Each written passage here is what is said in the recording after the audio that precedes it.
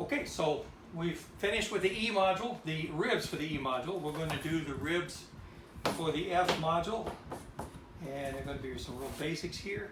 Actually, what I think I'm going to do before I glue that down, I'm going to grab my little knife here, and they have provided us with a couple access holes right here in the middle of the rib. And as I mentioned before, there's going to be a little hidden area, a hidden side track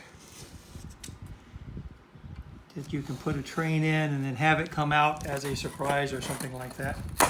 So that's what this is for. So we'll put this back on here. There we go. We'll do the same thing here. I love the fact that they have these cutouts already made. It makes it so much easier. There's less chance for mistakes. Things are lined up well. And it's fun to get them together and get them working. So I'm really, really happy with this and the way that this works. And it works better if you cut all the way through. Just one little spot there. There we go. And I'm saving all these pieces. They talk about this in the instructions to save all your extra bits and pieces. I'm doing that. It's all right back in here, both the whites and the colors. And the reason for that is to provide you with some extra materials if you need to fix something or if you need to fill in a hole. I can show you right here real quick. On the B module, on the mountain, I had an area where my vertical didn't quite go all the way around. That was supposed to be because of the way I bent it, obviously. But I had a bit of a gap there. So what I did was I just cut me a piece with a very similar color off of the scraps I have. Got that glued in place. I'll cut that off at that level, take this off. That was just able to help me hold that little piece there. But that's one place where I've used an extra piece to fix the spot. And I think I've got a couple of places where I'll be able to do the same thing. So I always keep my pieces and parts until I'm completely done. I might even get a spare storage bin or something and drop all that in there so I'll have it and I'll have it right at hand. Anyway, back to the F module. Frames 1, 2, and 3. They're right there. And my numbers are where they're supposed to be. You can see these right here. So here's F3, or R3 and R3, R1, R1, and R2 and R2. So we know that we've got it lined up. We've got things where they're supposed to be. And we're going to do the same thing we did with the E module. We're going to grab the glue. I'm going to pick up our little egg crate, as it were, and run some glue down here. And across here. And across here. It doesn't get much more basic or simple than that, does it? Of course, I'm just a big kid at heart, but they talk about all the time about how kids can do this. I agree. And your kids would, if you have young kids, young boys that you're building your track with, and you want them to have this kind of fun experience, they can do this, and they can do it with without having to worry about the glue or anything else. What about the girls? There are young women also who are into railroading these days. Anybody can do this. I misspoke, and I will probably get short rations this tonight for dinner.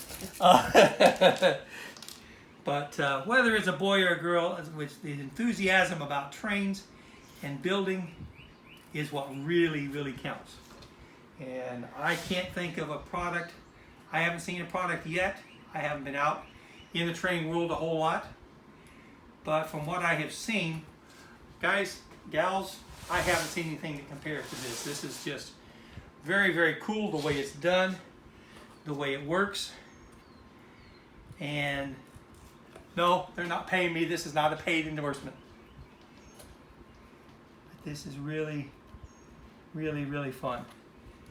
And when we get it all done, it's going to be a pretty cool little layout. All right, so we got that in. What's our final step? It's weld everything in place. Won't take long at all. fact, I was kidding somebody the other day about the fact that it takes longer for the glue dry than it does to put this stuff together. The biggest challenge I've had so far is with some of the verticals, and that's mostly due to my lack of experience. I'm learning as we go and getting better at it every time I do it. So, from across here.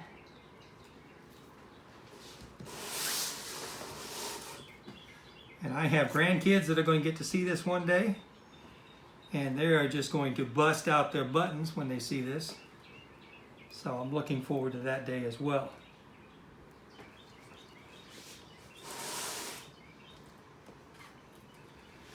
But I'm looking forward to the day when I can have my track on here and I can run my trains around this and start developing maybe some themes and some ideas about what my train track is going to look like, what kind of decorations I'm going to have on it. I got some ideas now.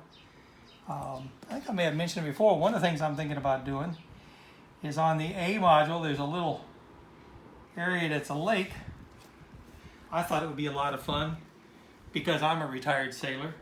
I thought about putting an old fisherman sailor out in a boat in the middle of the lake with maybe a mermaid coming up out of the water behind him. That would be fun and kind of pay homage to an old Navy tradition of mermaids, as well as having something on my layout that reminds me or brings me back to my sailor days.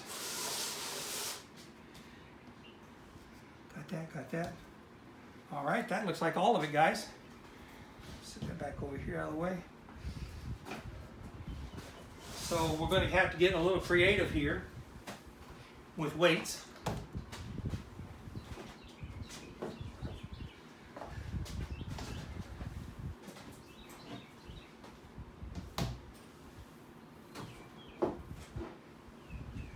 So we're going to let that dry overnight.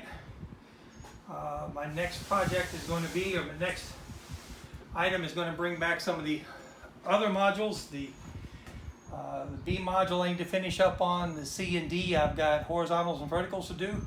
So I've got plenty to do. We'll get them out and I'll get to work on them while these guys are drying.